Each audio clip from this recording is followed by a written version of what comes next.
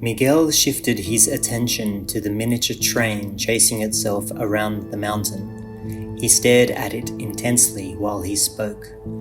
Goddess Marie, she is our mother of the Basque mythology.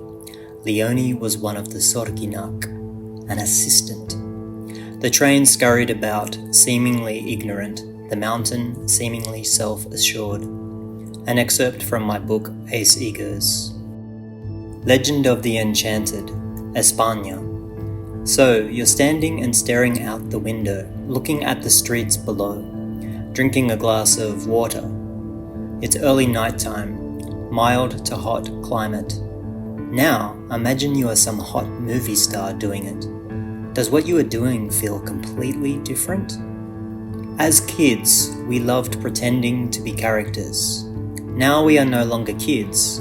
What might be some valued kids' ways of doing things that we could keep or play around with?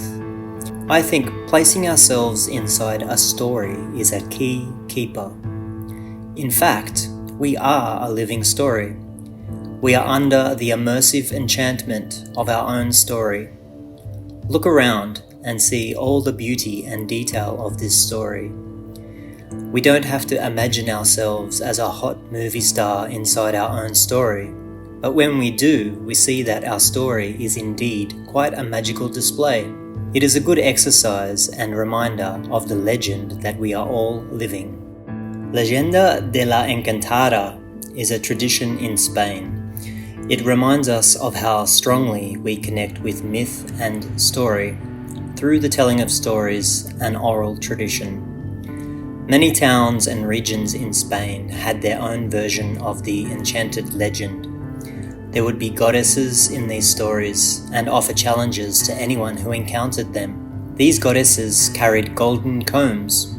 The combing of their hair and their beauty casted an enchantment over others.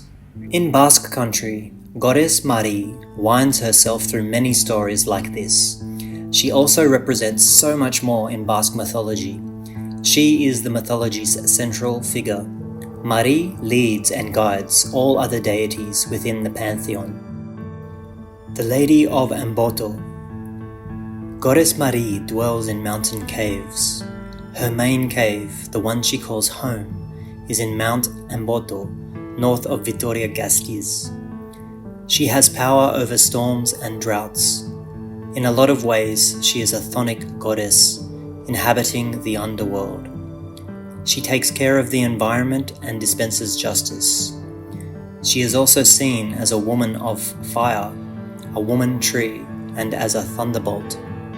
Her consort is Sugar, a serpent dragon man. Marie has a court of assistants, witches and shamans, who are called the Sorginak. Goddess Marie can divide into different manifestations. These different versions can have unique superpowers. Interactions with Marie can be chaotic and transformative, presenting states of euphoria, deep meditation, or hallucinations. In many ways, she is similar to Tara or the Dakini, goddesses in Tibetan Buddhism. Goddess Marie has a seductive quality to her. People can confuse her with the Lamiak. The Lamiak are mermaid siren-type women who are known in legends to build bridges and help rivers run freely. These women are also bridges themselves for enlightened states. They seduce people by running their golden comb through their hair. Yes, the story of these figures are a form of the Leyenda de la Encantada. Our own Encantada.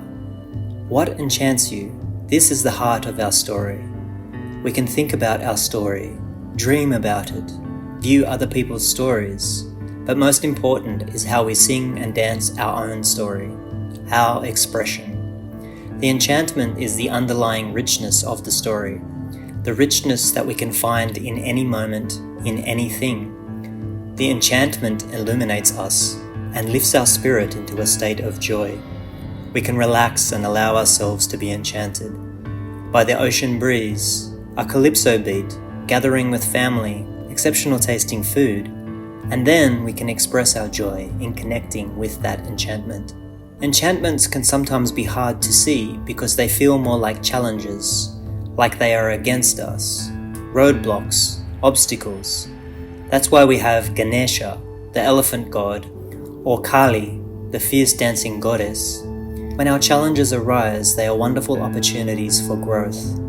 Growth as a brave human and as a lighter, more peaceful being. Whatever your expression may be, it is an expression of the divine and a celebration of life, of the ways life plays with you and seduces you, enlightens you. It is the golden comb making waves of appearances which our senses interact with.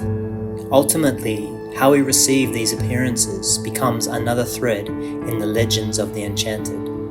We all have a legend, and we each have something that enchants us. May you find great enchantment in what delights you, and hold it dear to your heart. Let it guide your way.